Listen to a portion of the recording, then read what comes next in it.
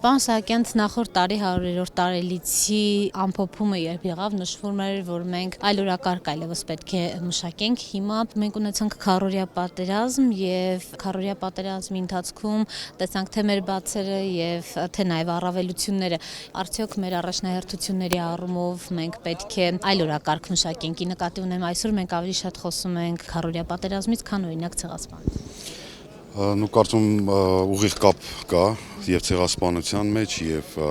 այդ 4 օրվա պատերազմի մեջ, այսինքն մենք միշտ գտնվում ենք այդ նույն իրավիճակում եւ գրեթե միշտ գտնվում ենք այդ պատերազմային վիճակում ու ցավոք սրտի այնպես է ստացվում, որ դեռ երկար կլինենք, կարծում եմ, քանզի ունենք այդպիսի հարևաններ, ինչպիսին որ ունենք եւ բնականաբար միշտ պետք է շատ ուշադիր եւ զգոն լինենք եւ իսկապես շատ ճիշտ ասացիք, որ բացթողումներ եւ առավելություններ բացահայտվեցին այս քառօրյա պատերազմի ընթացքում, պետք է շատ լուրջ հետևություններ անել եւ կարևոր ինչ-որ արմատային ինչ-որ փոփոխություններ կարծում եմ պետք են։ Ընդհանրապես մեր ապրելակերպի դա վերաբերվում է ցանկացածից շարքային մարդուց մինչև ղեկավարություն։ Բոլորս պետք է մի քիչ վերանայենք մեր մոտեցումը մեր առօրյային այսօրվա։ Այսինքն չապրենք տվյալ պահով, ստացվում է, որ մենք իսկապես չունենք ապագայի տեսլականը, այսինքն մենք չգիտենք ինչ ենք ուզում, նույնիսկ Լեռնային Ղարաբաղի խնդրի հարցում մենք չգիտենք ուզում ենք Լեռնային Ղարաբաղի անկախության ճանաչում, թե օրինակ Լեռնային Ղարաբաղին Հայաստանի միացում։ Այսինքն մենք մեր առաջնահերթությունները այս մասով թե ինչ ենք ուզում չգիտենք։ Իհարկե շատ դժվար է ասել տենց գլոբալ հարցերի վերաբերյալ, ես կարծում եմ, որ ամեն դեպքում կա ինչ-որ դա քաոսային վիճակ չի մեզ մոտ, կա ինչ-որ վստահ եմ կա համակարգ, որով որ ամեն ինչը կարգավորվում է եւ ստեղծվում է գաղափարը եւ ստրատեգիան մեր եւ վստահ եմ, որ ուշ թե շուտ մենք կլսենք եւ կհասկանանք հերթականություն այն քայլերի, որոնք որ պետք է անվեն։ Չեմ կարծում, որ քաոսային է վիճակը։ Այս օրերին ամենաշատը քննարկվեց, թե ովքեր են կանգնած առաջին գծում եւ ըստ էության այս 94 ընտանիքների լուսաբանումը ցույց տվեց, որ մենք իսկապես ունենք խնդիր առաջին գծում կանգնած զինվորի։ Հիմնականում անապահով ընտանիքի որդիներն էին, զավակներն էին, կար որ ընդամենը այդ մեկ զավակն ունեին եւ փաստորեն զոհվեց հանուն հայրենիքի։ Մենք այս առումով չունենք վերանայելու խնդիր, թե ինչու օրինակ մեր պաշտոնյաները, օլիգարխները, նրանց որդիները պետք է զերծ մնան ծառայությունից, իսկ շարքային քաղաքացին, նորվահացի խնդիր ունեցողը այսօր կանգնած է փաստորեն սահման դեպար։ Իհարկե ունենք այդ խնդիրը եւ դա հենց մեր բաստոններից մեկն է, որովհետեւ ընդհանրապես երբ չկա հավասարություն հասարակության մեջ եւ ինչ որ մի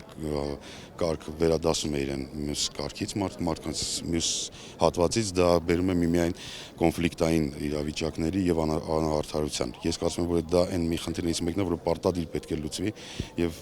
ինձ համար բացարձակ կապ չունի դա այն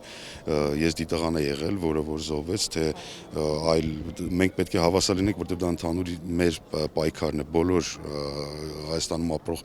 բնակչությանն է վերաբերվում դա եւ բոլոր շերտերին է վերաբերվում եւ կարծում եմ, որ ժամանակն է եկել, որ դա էլ վերանայվի եւ մարդիկ մի քիչ ավելի լուրջ վերաբերվեն ամենին, ինչ որ կատարվում է, որտեվ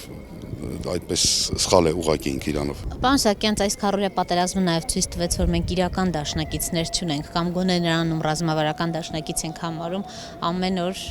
մեր իրավունքը ըստ էության ոտնահարում է, խախտում պայմանավորվածություն եւ պարտավորություններ ու շարունակում է զենք վաճառել եւ նույնիսկ այդ քառօրյա պատերազմի օրերին շարունակում է պնդել, որ մենք վաճառելու ենք զենք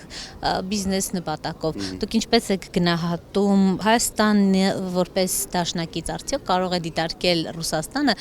մանավանդ այն բանից հետո երբ Սերժ Սարգսյանն ինքն է հայտարարեց այնպիսի դաշնակից, ինչպիսին Թուրքիան է Ադրբեջանի համար, Հայաստանը չունի նման։ Չունի, այո, այդպես էլ կա։ Ես նախ ասեմ, որ իսկապես ինչպես որ հենց Ռուսաստանն է միշտ ասում, որ իր միակ դաշնակիցներն են դա բանակն է եւ արմիայի ֆլոտ, հա, մենք պետք է նույն գաղափարը կարծում կնենք, որ մենք ենք միայն իսկապես առաջին հերթին, մենք ինքներս պետք է լինենք մեր դաշնակիցը եւ շատ պինդ համախմբված պետք է լինենք։ Իսկ դաշնակից պետք է մանգալ ամենուրեք, բացի թշնամու ճամբարից իհարկե, պետք է ունենանք դաշնակից եւ Ռուսաստան եւ Ամերիկայի Միացյալ Նահանգներ եւ Չինաստան եւ պետք է կարողանանք ճիշտ մարտավարություն տանել, որ ամեն մի կերպ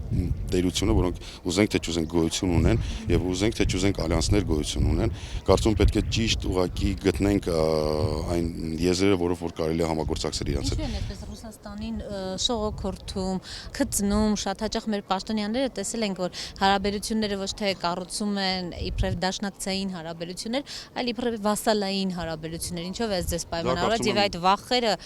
ռուսից երբ պիտի հաղթահարվի։ Ընդհանրապես ոչ մեկից էլ պետք չի վախենալ, փորձի ցույց է տալի, որ մենք բավականին անվախ ենք եւ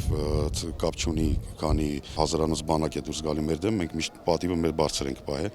վախենալ ոչ մեկից պետք չի եւ կարծում եմ առաջի հերթին մեղավորությունը մեր ներքին խնդիրներն են, որ մենք թույլ ենք տալի, որ մեզ հետ վարվեն այնպես, ինչպես որ վարվում են։ Մենք պետք է լինենք հպարտ, մենք պետք է հասկանանք, որ այլևս ուրիշ ուղի ճանապարհ չունենք եւ մենք պետք է կանանք, ուժեղանանք եւ դրանով իսկ ապացուցենք մեր տեղը, ոչ թե պանջենք ուրիշներից մեզ հարգեն, այլ ամեն ինչ անենք դրա համար, որ ստիպված լինեն նույնիսկ հարգել մեզ եւ վախենալ։